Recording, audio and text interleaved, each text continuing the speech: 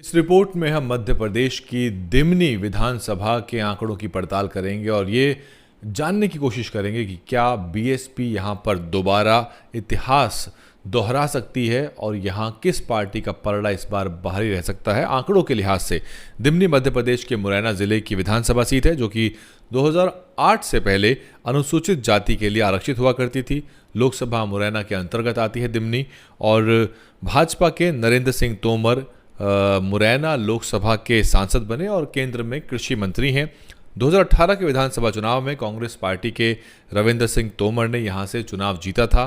2020 के जो उपचुनाव हुए थे कांग्रेस सरकार गिरने के बाद, तो वहां कांग्रेस जीती और कांग्रेस के टिकट पर गिरिराज दंडोतिया ने यहां से चुनाव जीता।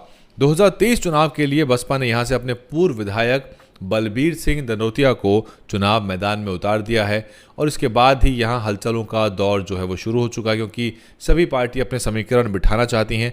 भाजपा ने भारी उलटफेर करते हुए केंद्रीय कृषि मंत्री और मुरैना के सांसद नरेंद्र सिंह तोमर को मैदान में उतार दिया। जी हाँ, भाजपा ने जिस तरह से कुछ अपने आला दिग्गज नेताओं को मैदान में उतारा है उससे वो नेता भी परेशान हैं जो चुनाव नहीं लड़ना चाहते थे, लेकिन इतने बड़े नेताओं को, यहाँ तक कि वर्तमान सांसदों को विधानसभा चुनाव में उतार कर भाजपा ने अपनी एक तरह से छटपटाहट को दर्शा दिया है। नेता भी परेशान हैं और भाजपा बैकफुट पे है। कुछ लोग तो ये भी कह रहे हैं कि भाजपा के पास सीएम पद का चेहरा नहीं है और वो शिवराज सिंह चौहान को रिपीट नहीं करना चाहते। खबर ये भी है कि आरएसएस जो है वो शिवराज सिंह चौहान के काम से नाराज़ है और वहीं कांग्रेस पार्टी ने कमलनाथ को मुख्यमंत्री पद का चेहरा बना दिया। ऐसे में कांग्रेस पार्टी लगातार भाजपा पे हमलावर है और सांसदों को मैदान में उतारने से काफ़ी फजीहत भाजपा को झेलनी पड़ी है। दर्शाता है कि उनको अपने आला नेताओं को एक तरह से ज़मीन पर उतार कर उनको फटकार लगाई है कि आप जाके चुनाव लड़िए और राज्य को जिताइए। कांग्रेस ने अभी तक यहाँ से अपने पत्ते नहीं खोले हैं और आम आदमी पार्टी ने यहाँ सुरेंद्र सिंह तोमर को मैदान में उतार दिया। जी हाँ, आम आदमी पार्टी भी चुनाव लड़ेगी मध्य प्रदेश में, उनकी भी सूची आ चुकी है और बीएसपी भी अब तक कुल मिलाकर 2 सूचियाँ जारी कर चुकी है। 2013 के चुनाव में बसपा के टिकट पर बलबीर सिंह दंडोतिया ने शानदार जीत हासिल की, बसपा का परचम लहराया और 2008 में भी बसपा दूसरे नंबर पर रही थी। मात्र 156 वोटों से बसपा 2008 में इस सीट को हारी थी।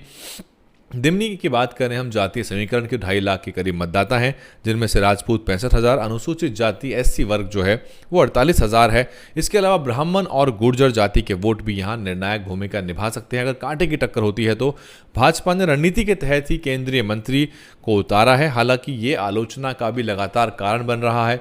भाजपा को घेरा जा रहा है कि उनको अपने आला नेताओं को ज़मीन पर चुनाव लड़ने के लिए उतारने की नौबत आ चुकी है और केंद्रीय प्रभारी सांसद रामजी गौतम बीएसपी की तरफ से लगातार सक्रियता बढ़ाए हुए हैं।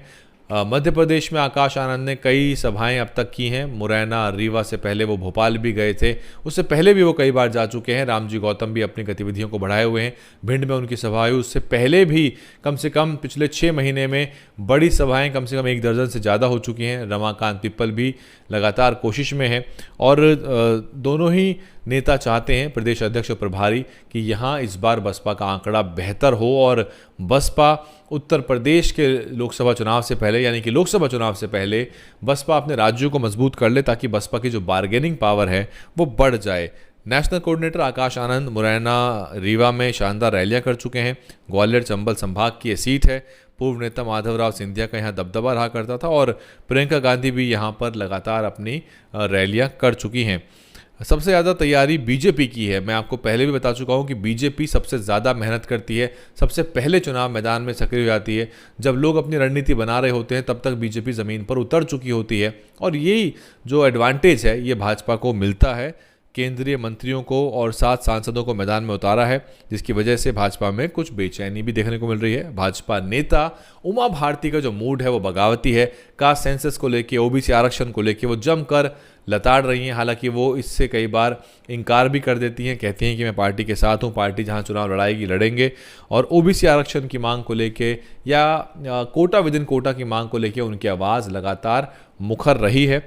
भाजपा ने मध्य प्रदेश में मुख्यमंत्री पद का उम्मीदवार नहीं दिया, तो अब तक की सूचियों में शिवराज सिंह चौहान का नाम नहीं है। बिना फेस के वो चुनाव लड़ना चाहते हैं, और जबकि कांग्रेस ने अपना मुख्यमंत्री चेहरा साफ कर दिया है। आने वाले चुनाव में कांग्रेस, बीजेपी और भाजपा की गतिविधियां तेज होने वाली हैं, लेकिन इस सीट पर मुकाबला त्रिकोणीय हो सकता है, क्योंकि बलबीर सिंह धनोतिया अपनी पुरानी सीट को बचाना चाहेंगे। वहीं केंद्रीय मंत्री सांसद नरेंद्र तोमर भी नहीं चाहेंगे कि वो हार जाएं, इसलिए किस तरफ वोटों का रुख जाएगा ये देखना महत्वपूर्ण होगा। मेरा सवाल ये है कि मध्य प्रदेश में बसपा गणतंत्र गोंडवाना पार्टी के साथ गठबंधन के तहत चुनाव मैदान में है, तो बसपा को जीजीपी से गठबंधन का कितना लाभ इन इलाकों में हो सकता है, और कौन कौन सी वो सीट हैं जो आदिवासी बहुल्य हैं, जीजीपी का दबदबा कहाँ कहाँ पर है, और क्या जो ट्राइबल बेल्ट हैं वहाँ का जो आदिवासी वोटर है, जो कांग्रेस पार्टी का परंपरागत वोटर माना जाता है, क्या बड़े पैमाने पर बसपा की तरफ आ सकता है। अगर वो आता है तो बसपा के आंकड़े आपको बदले हुए नजर आएंगे। डीएन हिंदी पे इतना ही। कमेंट करिए, शेयर करिए, आप क्या सोचते हैं दिमनी विधानसभा के बारे में, ये आंकड़े आपको क्या बता रहे हैं। क्या बसपा दोहरा सकती है अपने परफॉर्मेंस को, 2013 की परफॉर्मेंस को? 2008 में भी 156 वोटों का अंतर रहा था। इस बार क्या कुछ होगा? बसपा का ग्राफ बढ़ेगा, घटेगा? जमीन पे आपको क्या गतिविधि नजर आ रही है? मध्य प्रदेश की जिस भी विधानसभा से आप देख रहे हो, मुझे वहां की रिपोर्ट दो। मैं आपकी कमेंट को लगातार पढ़ता हूं और उसके हिसाब से फिर उस इनपुट को अपने विश्लेषण में हमेशा शामिल करता हूं। बने रहिए, कमेंट करिए और शेयर करिए। चैनल को सब्सक्राइब नहीं किया है, सब्सक्राइब कर दीजिए। बहुजन राजनीति की सारी खबरें लेकर आते हैं, सब्सक्राइब करिए बड़े पैमाने पर। आप अधिकतर लोग बिना सब्सक्राइब करे चैनल को देखते रहते हैं, जिससे चैनल की ताकत नहीं बढ़ती। आप चैनल का आंकड़ा बढ़ाइए, मिलियंस में इसको लेके जाइए, ताकि आपकी आवाज़ ज़्यादा दूर तक जा सके। बने रहिए। डीएनएन हिंदी को सब्सक्राइब करने के लिए दबाएं लाल रंग का सब्सक्राइब बटन और घंटी का बटन दबाकर ऑल नोटिफिकेशन पर क्लिक करें।